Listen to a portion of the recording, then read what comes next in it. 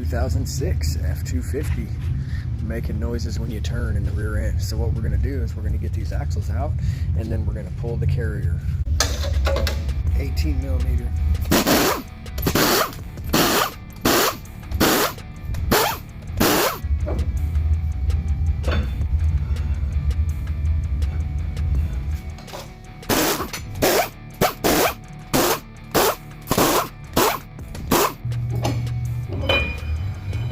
Both out.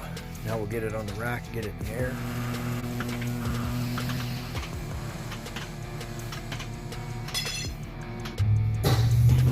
Okay, so now that this thing's up in the air, we are going to take this cover off right here. Either limited slip or locker or something. We'll see when we get in there.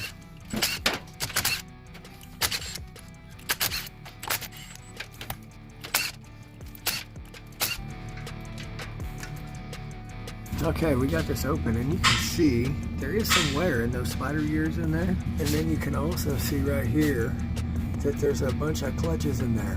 That's like a limited slip or a locker. And so that also could be making noise when it turns. We're gonna get this carrier out of here and probably open it up and see what's going on in there.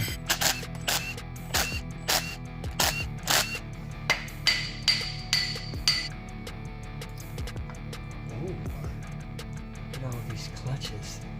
So that is all the clutches that allow it to slip, but then when it needs it, it grabs both wheels. Hey, what do you know? Look at, all right, 2 clutch packs that I think need to be replaced. There we go, complete teardown. That's a cool rear end. It's the first time I've tore one of these apart. Okay, so the consensus on the rear end is we are going to get a loaded carrier that has new clutches, new gears, new everything in it, and then we're gonna use the old ring gear and the old pinion and put it back together. All right, everybody, thanks for watching. Hope you liked the longer short. See you on the next one.